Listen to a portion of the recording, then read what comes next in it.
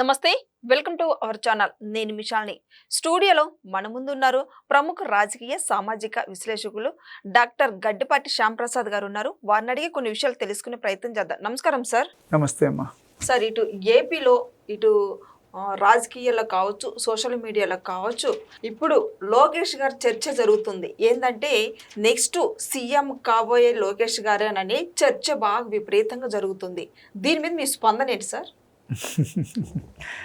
రాజకీయ వర్గాల్లో రకరకాల చర్చలు జరుగుతుంటాయమ్మా. అన్నీ ఏంటంటే గాసిప్స్ అయ్యి.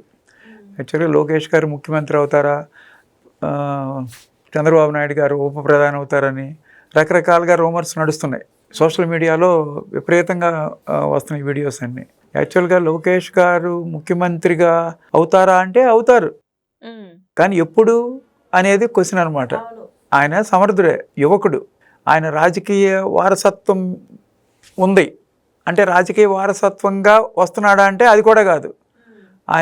ఆయన యొక్క నాయకత్వ లక్షణాలు ఆయనకి వాళ్ళ తాతగారి నుంచి, వాళ్ళ తండ్రి నుంచి, వాళ్ళ పెద్దమ్మ నుంచి వచ్చినాయి. వాళ్ళ మావయ్యల నుంచి. వాళ్ళ తాతగారు ముఖ్యమంత్రి చేశారు, వాళ్ళ నాన్నగారు ముఖ్యమంత్రిగా ఉన్నారు, తర్వాత వాళ్ళ పెద్దమ్మ సెంట్రల్ మినిస్టర్ చేశారు, వాళ్ళు ఒక మామయ్య మినిస్టర్గా చేశారు హరికృష్ణ గారు. అట్లాగే ఇంకో మామయ్య పిల్లనిచ్చిన మామ బాలకృష్ణ గారు 3 సార్లు ఎమ్మెల్యేగా చేశారు. కాబట్టి రాజకీయ కుటుంబం పుట్టిన దగ్గర నుంచి రాజకీయ నేపథ్యం ఉంది ఆయనకి. అది రాజకీయ నేపథ్యం ద్వారా ముఖ్యమంత్రి అవుతున్నా అంటే అలా కూడా కాదు. స్వయంగా పెరిగాడు ఆయన. తన యొక్క సమర్థతను నిరూపించుకున్నాడు లాస్ట్ 10 years నుంచి. ముఖ్యంగా 2014-19 మధ్యలో ఆయనకి ఎమ్మెల్సీగా ఇచ్చి పంచాయతీరాజ్ మంత్రిగా ఇచ్చారు. అప్పుడు కూడా 23,000 కిలోమీటర్లు సిమెంట్ రోడ్లు వేసి చాలా అవార్డులు సంపాదించుకున్నారు. చాలా రకాలుగా 2014-2019 మధ్యలో నారా లోకేష్ గారికి కేంద్ర ప్రభుత్వం నుంచి చాలా అవార్డులు వచ్చినాయి అన్నమాట. చాలా ఎఫిషియెంట్గా గుర్తింపబడ్డాడు. అన్ఫార్చునేట్గా 2019లో ఎలక్షన్స్లో మంగళగిరిలో నిలబడి ఫస్ట్ టైం డైరెక్ట్ ఎలక్షన్లో నిలబడి ఓటమి చెందాడు 5,000 ఓట్ల తేడాతో. అప్పుడు పార్టీ కూడా, తెలుగుదేశం పార్టీ కూడా ఓటమి చెందింది. అట్లా 5 సంవత్సరాల్లో ఎన్నో రకాల అవమానాలు పాలయ్యాడు. అతని బాడీ షేమింగ్ నుంచి, అతను మాట్లాడే తీరు బట్టి, అతని తెలుగు గురించి రకరకాలుగా అతన్ని ఎగతాళి, హేళన చేశారనమాట. ఆ హేళన నుంచి అతనే స్వయంగా నాయకత్వ లక్షణాలు నేర్చుకున్నాడు అనమాట. పొదును తేలాడు అనమాట ఆ క్రిటిసిజం నుంచి. ముఖ్యంగా యువగళం పాదయాత్ర కుప్పం నుంచి బయలుదేరి దగ్గర 200 రోజులు నడిచింది. మధ్యలో అవాంతరాలు ఏర్పడినాయి. చంద్రబాబు నాయుడు గారిని అరెస్ట్ చేయడం వలన ఒక 2 months ఆగిపోయిందనమాట. ఆ టైంలో ఎన్నో ఒడిదుడుకులు, ఎన్నో రకాల సమస్యలు, ఎన్నో రకాల అరాచకాలని ఆయన ఎదుర్కొన్నాడు. అన్నిటినీ చాలా సమర్థవంతంగా ఎదుర్కొని నాయకత్వ లక్షణాల్లో అలవడినాయి అనమాట.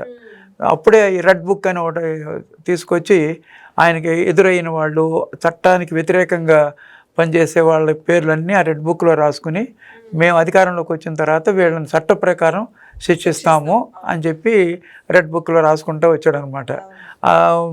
అన్ని జిల్లాలు, ఆల్మోస్ట్ అన్ని జిల్లాల్లోనూ ఆయన పాదయాత్ర జరిగింది. విపరీతమైన స్పందన వచ్చింది.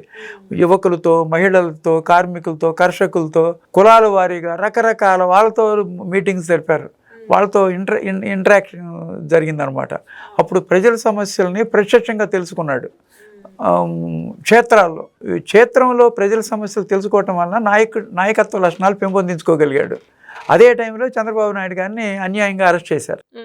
ఆ టైంలో ఆ సిచ్యువేషన్, చాలా సీరియస్ సిచ్యువేషన్ని నుంచి ఎలా వాళ్ళ నాన్నగారిని ఎలా బయటపడేయాలనే దాని మీద చాలా శ్రమించాడు. ఎంతోమంది నాయకులను కలిశారు.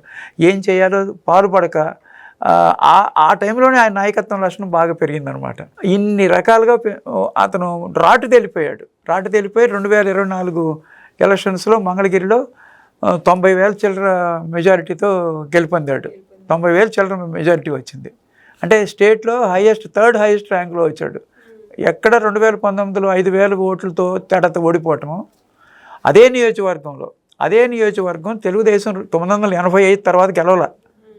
1985 తర్వాత 2024లో గెలిచింది. అంటే దగ్గర 40 years తెలుగుదేశం గెలవని నియోజకవర్గం ఎన్నుకున్నాడు అనమాట ఆయన. ఎవరైనా సరే ఏ నాయకుడైనా ఏం చేస్తారు, వాళ్ళకి అనువుగా ఉన్న నియోజకవర్గంలో నిలబడి తేలిగ్గా గెలిచే నియోజకవర్గాలు చూసుకుంటారు. కానీ టఫెస్ట్ నియోజకవర్గం మంగళగిరి చూసుకుని ఓటమి చెందిన తర్వాత కూడా ఎక్కడైతే ఓటమి చెందామో అక్కడే గెలవాలనే పట్టుదలతో ఆ నియోజకవర్గంలో ఉన్న ప్రతి ప్రజలతోనూ ఇంటరాక్ట్ అయ్యి చివరికి మంచి నాయకుడిగా ప్రజల మన్ననలు పొంది 90,000 మెజారిటీ వచ్చిందనమాట. అంటే స్టేట్ 3rd ర్యాంకు. ఆ టైంలో పార్టీని నిర్మించాడు. 2019-2024 మధ్యలో కూడా ఈయన party Telugu Desam party general secretary. 1 కోటి మంది సభ్యులను చేర్చారు. తెలుగుదేశంలో 1 కోటి మంది సభ్యులు ఉన్నారు ఇప్పుడు. తెలుగుదేశం కార్యకర్తలకు కానీ తెలుగుదేశం సభ్యులు కానీ బోల్డ్ బెనిఫిట్స్ ఇచ్చారు. ఇన్సూరెన్స్ అని చాలా రకాల బెనిఫిట్స్. ఏ కార్యకర్తకి ఏ కష్టం వచ్చినా సరే ఇమీడియట్గా తీర్చడం. అలా తెలుగుదేశం సభ్యుడు అనగానే ఒక విధమైన ప్రివిలేజ్ ఉండదన్నమాట. అట్లా పార్టీని పటిష్టపడటానికి ఎప్పుడైతే చంద్రబాబు నాయుడు గారు 1985 తర్వాత పార్టీని తెలుగుదేశం పార్టీని పటిష్టపరిచాడు, అదే లైన్లో నారా లోకేష్ కూడా పార్టీని పటిష్టపరిచి దగ్గర ఇప్పుడు 1 కోటి మంది సభ్యులు ఉన్నారు తెలుగుదేశానికి. ఎంత బలం ఆలోచించమ్మా. 1.5 కోటి ఓట్లు వస్తేనే మొత్తం పార్టీ 160 సీట్లు వచ్చేస్తుంది. అట్లాంటిది 1 కోటి మంది సభ్యులు ఉన్నారు తెలుగుదేశానికి. అలా పార్టీని బాగా పటిష్టపరిచి మంచి నాయకుడిగా ఎదిగాడు అనమాట. అదే టైంలో ఆయనకి ఇప్పుడు ఐటీ మినిస్టర్గా, ఎడ్యుకేషన్ మినిస్టర్గా ఇచ్చారు. ఇప్పుడు 2024 తర్వాత ఇచ్చిన తర్వాత ఆయన ఎడ్యుకేషన్ మినిస్టర్గానే కాకుండా ఐటీ మినిస్టర్గా ఎన్నో పరిశ్రమలు తీసుకొచ్చాడు. ఇప్పుడు టీసీఎస్, అట్లాగే కాగ్నిజెంట్, అలాగే steel company manufacturing, ఆర్సెల్ఆర్ metal, Google meet ద్వారా వచ్చింది. అది 130,000 కోట్ల పెట్టుబడి. ఇండియాలోనే బిగ్గెస్ట్ స్టీల్ ప్లాంట్ తీసుకొచ్చాడు ఆయన. రిలయన్స్ వాళ్ళతో మాట్లాడి సిబిజీ తీసుకొచ్చాడు, కంప్రెస్డ్ బయోగ్యాస్, 65,000 కోట్లు పెట్టుబడి. టీసీఎస్కి దగ్గర 12,000 మంది ఉద్యోగాలు వస్తాయి. కాగ్నిజెంట్కి 8,000 ఉద్యోగాలతో వాళ్ళు స్టార్ట్ చేశారు. వాళ్ళు ఇనాగరల్ శంకుస్థాపన చేశారు బిల్డింగ్కి. అదే రోజు వాళ్ళ చైర్మన్ 25,000 ఉద్యోగాలు వచ్చేటట్టుగా ఎక్స్పాండ్ చేస్తానన్నాడు. అలాగే డిఎస్సి చాలా పట్టుబట్టి డిఎస్సి ద్వారా 16,000 మంది ఉపాధ్యాయులకి జరిగింది, సెలక్షన్ జరిగి అందరికి అపాయింట్మెంట్స్ ఇచ్చారు. అట్లాగే పోలీసులకు 6,000 మందికి ఇచ్చారు. ఇలా ఏంటంటే ఉద్యోగ కల్పనే మీద జయంగా ఉన్నాడు ఆయన. అలాగే 20 లక్షల ఉద్యోగాలే మా బాధ్యత అనేది ఆయన స్లోగను. 20 లక్షల ఉద్యోగాలు తీసుకురావాలంటే ఎన్ని కంపెనీలు రావాలి, ఎంతో కష్టపడుతున్నారు. దావోస్ వెళ్ళారు, ప్రపంచంలో అమెరికా వెళ్ళాడు, అన్ని రకాల కంపెనీస్కి వెళ్ళి అందరితో చర్చలు జరుపుకుంటూ వస్తున్నారు అనమాట. ఇప్పటికి దగ్గర 20 లక్షల కోట్ల పైన ఎంఓయూస్ అయినాయి. అసలు గూగుల్ డేటా సెంటర్ అనేది ఒకటి వైజాగ్ తీసుకొచ్చాడు. 1 ఇయర్ వాళ్ళతో ఇంటరాక్ట్ అయిన తర్వాత ఇండియాలోనే హైయెస్ట్ ఎఫ్డిఐ అనమాట అది. ఇంతవరకు అంత పెద్ద కంపెనీ ఇండియాలో రాల. ఫారెన్ డైరెక్ట్ ఇన్వెస్ట్మెంట్ అంత పెట్టుబడితో 1,30,00,000 రూపాయలు అనమాట. అది 1,000 కోట్లు. అది వైజాగ్లో తీసుకొచ్చారు. దాని ఇదైపోయింది, మొన్న అంత అగ్రిమెంట్స్ ఎంఓయూ అంతా అయిపోయింది. సుందర్ పిచాయ్ గారు కూడా చెప్పారు వైజాగ్లో ఎందుకు పెట్టాము గూగుల్ డేటా సెంటర్ అనేది చెప్పారు. ఎందుకంటే అండర్ సీ కేబుల్ వైజాగ్తో కనెక్ట్ చేస్తున్నారు డిఫరెంట్ కంట్రీస్ని. అండర్ సీ కేబుల్ వేసుకోవడానికి సీ పక్కనే ఉందన్నమాట. అందుకని ఆ స్థలం అనువుగా ఉంది కాబట్టి డేటా సెంటర్స్ యుగం ఇది. 2026 అనేది డేటా సెంటర్స్కి యుగం. పర్టికులర్గా వైజాగ్లో పెట్టడానికి కారణం అండర్ సీ కేబుల్ కనెక్షన్ ఉందన్నమాట. ప్లస్ ఈ ప్రభుత్వం చాలా ఎంకరేజ్ చేసుకుంటూ వచ్చారు. దానికి ఏంటంటే బోల్డ్ పవర్ అవుద్ది. రెన్యూవబుల్ ఎనర్జీ దగ్గర 20 లక్షల కోట్లు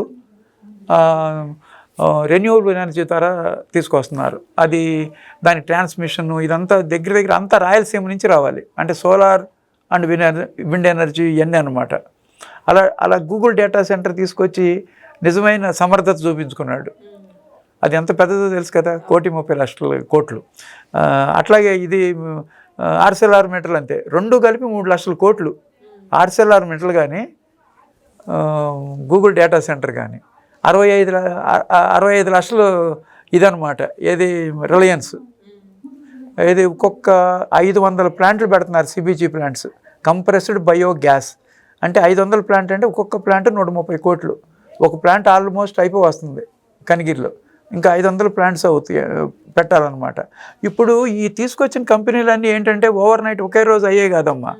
ఐటీ కంపెనీలు అయితే టీసీఎస్, కాగ్నిజెంట్ అయితే ఇమీడియట్గా స్టార్ట్ చేసేసారు టెంపరీ బిల్డింగ్స్లో. 1 or 2 yearsలో పర్మనెంట్ బిల్డింగ్స్ వస్తాయి, ఎంప్లాయ్మెంట్ కూడా వచ్చేస్తుంది. అదే ఇది ఆర్సెల్ఆర్మిటల్ అనుకోమ్మా, చాలా బిగ్గెస్ట్ స్టీల్ ప్లాంట్ అది. దానికి రేపు శంకుస్థాపన చేయబోతున్నారు. ల్యాండ్స్ అవన్నీ అలాట్ అయిపోయినాయి. అది 1,30,000 కోట్లు, ఇది 1,30,000 కోట్లు. ఏది గూగుల్ డేటా సెంటర్ అంటే 3 లక్షల కోట్లు ఒట్టి ఆ రెండిట్లోనే సరిపోతాయి అన్నమాట. ఇదేమో 65 లక్షలు. ఏది రిలయన్స్. అట్లాగే టాటా పవర్, రతన్ టాటా గారితో ఆయన బతికున్నప్పుడు ఆయనతో మాట్లాడి టాటా పవర్ రెన్యూవబుల్ ఎనర్జీ 49,000 కోట్లు. అట్లా ఏంటంటే దగ్గర 4-5 lakhs crores ఒట్టి లోకేష్ యొక్క నైపుణ్యం వల్ల వచ్చినాయి అనమాట. ఆయన కష్టం వలన. ఆయన వాళ్ళకి ఏంటంటే టీసీఎస్కి కానీ కాగ్నిజెంట్కి కానీ ఏఎన్ఎస్ఆర్కి కానీ గ్లోబల్ క్యాపబిలిటీ సెంటర్స్ ఇస్తున్నారు. రహేజా వాళ్ళకి కానీ ఏంటంటే ఇది ల్యాండ్ 99 పైసలకి 21 ఎకరాలు ఇచ్చారు టీసీఎస్కి. అలాగే దీనికి కూడా ఇచ్చారు, దీనికి కాగ్నిజెంట్కి కూడా 99 పైసలు అనమాట. అంటే మొత్తం 21 ఎకరాలు కలిపి 99 పైసలు, ఎకరానికి కాదు. అదేంటంటే అది ఊరిని టోకెన్గా ఇచ్చారు. అందరూ క్రిటిసిజం చేశారు, మీ ఇష్టమేనా ల్యాండ్స్ అన్నీ 99 పైసలకి ఇచ్చేస్తున్నారు, గవర్నమెంట్ సొమ్ము అంతా గవర్నమెంట్ అన్నీ ఇచ్చేస్తున్నారని దానికి విమర్శలు కూడా పాలయ్యాడు.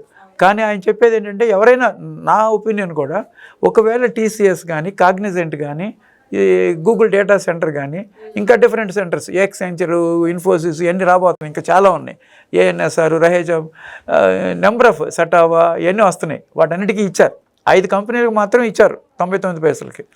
అది క్లియర్గా దీంట్లో కౌన్సిల్లో చెప్పాడు ఆయన.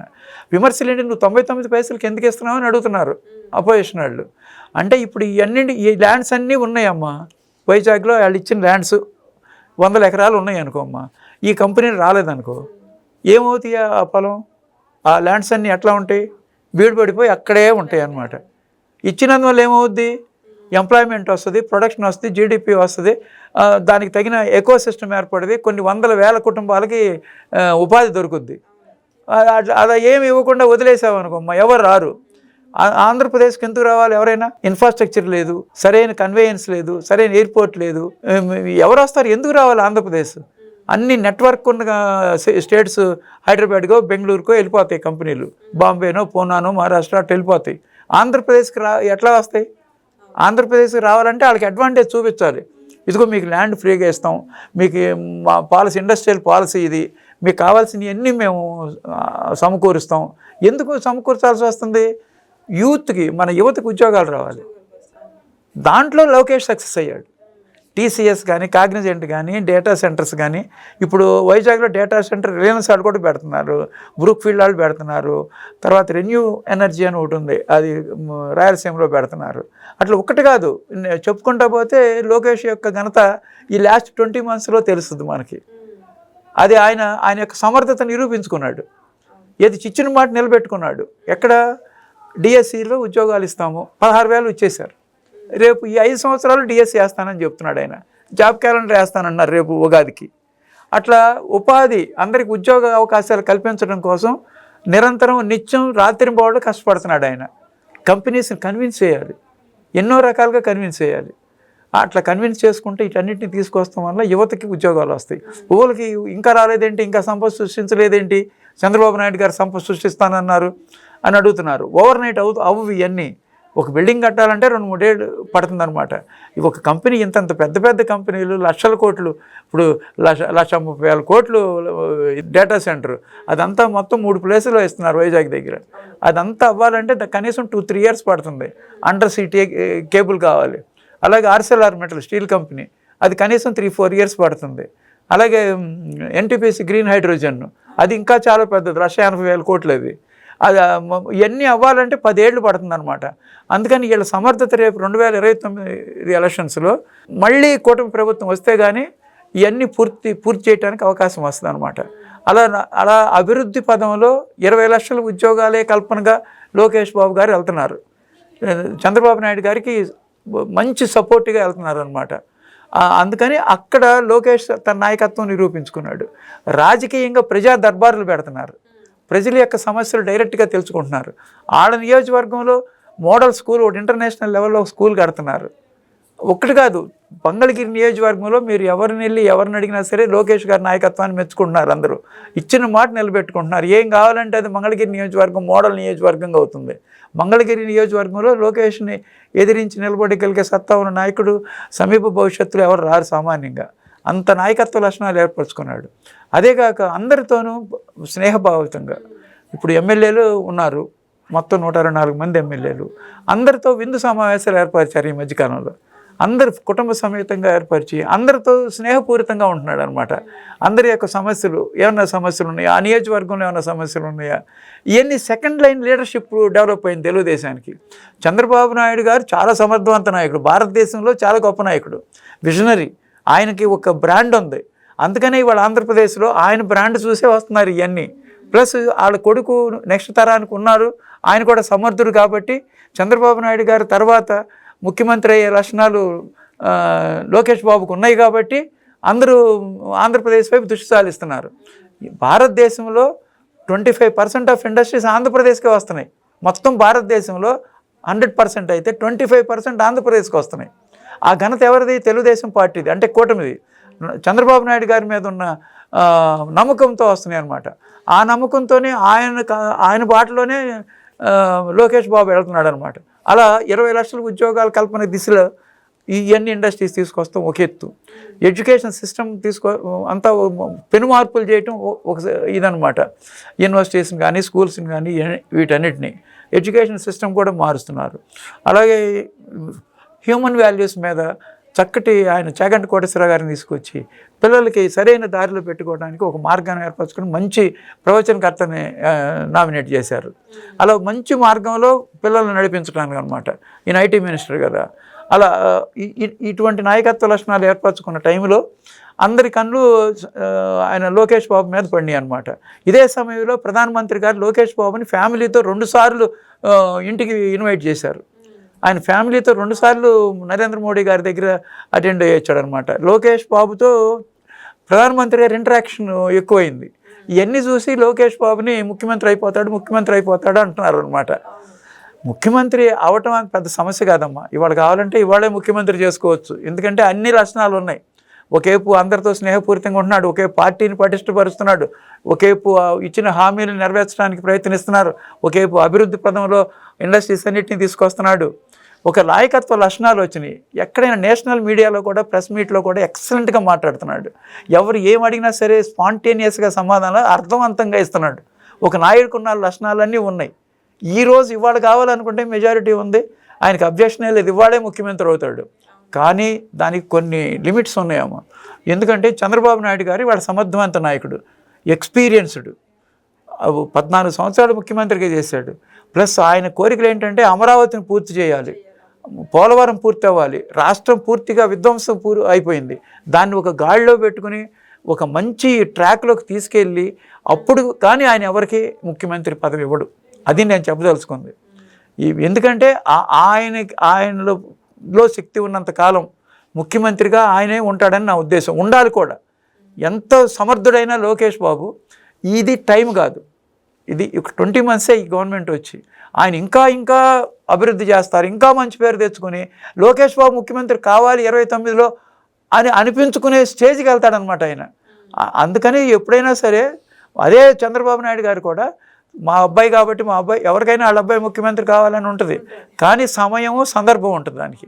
ఆయన మొత్తం మెచ్యూర్డ్ లీడర్ అయిన తర్వాత ఆయన తప్పనిసరిగా ప్రజల ఆమోదంతోనే అవుతాడు. ఇవాళ ఆయన ముఖ్యమంత్రి చేయాల్సినంత తొందరపాటు ఏమీ లేదు. ఎందుకంటే is very very capable. Chandrababu Naidu ఇంకా క్యాపబుల్ కదా. ఇప్పుడు ఈజ్ ఆఫ్ డూయింగ్ బిజినెస్ పెట్టారు ఇటువరకు, ఇప్పుడు స్పీడ్ ఆఫ్ డూయింగ్ బిజినెస్. 20 నెలల్లో ఇన్ని వందల ఇండస్ట్రీస్ రావటం అనేది సామాన్యమైన విషయం కాదు. ఒకేపు అభివృద్ధి, ఒకేపు అమరావతి, ఒకేపు పోలవరం, ఒకేపు సంక్షేమ కార్యక్రమాలు అన్ని 20 నెలల్లో అసలు ఇన్ని రకాలుగా ఇవ్వటం అనేది సామాన్యమైన గవర్నమెంట్ ఏది చేయలేదు. దీనికి చంద్రబాబు నాయుడు గారికి పూర్తి సపోర్ట్ యువతరం. ఇప్పుడు యువకుడు కదా ఈయన లోకేష్ బాబు.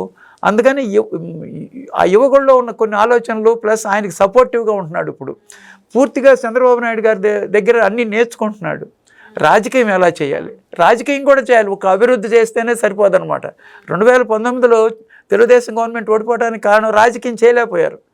అచ్చంగా అభివృద్ధి మీద ఉండిపోయి రాజకీయం కాన్సన్ట్రేట్ చేయకపోవడం వల్ల పార్టీ ఓడిపోయింది. ఇప్పుడు రాజకీయ చాణక్యుడు చంద్రబాబు నాయుడు గారు. వాళ్ళ నాన్నగారి దగ్గర నుంచి యువకుడు కదా, చాలా ఆవేశాలు ఉంటాయి, అవి ఉండకూడదనమాట. చంద్రబాబు నాయుడు గారిని ఎన్ని రకాలుగా ఎంతమంది తిడతారు, ఎన్ని రకాలుగా మాట్లాడతారు. ఆయన ఎవరి మీద ఎప్పుడైనా కచ్చి తీర్చుకోవడం నువ్వు చూసావా? ఎప్పుడు కూల్గా కాముగా ఉంటాడు ఆయన, ఎక్కడ పరుష పదజాలం వాడ్డు. అదే లోకేష్ బాబు కూడా నేర్పిస్తున్నాడు అనమాట. నాయకుడి లక్షణాలు ఏంటంటే ఎదుటి వ్యక్తి మీద కక్షపూరితం ఉండకూడదు, స్నేహపూరితంగా ఉండాలన్నమాట. అలా లోకేష్ బాబుకి ముఖ్యమంత్రి అయ్యే లక్షణాలు ఉన్నాయి. కానీ ఇది సమయం కాదు.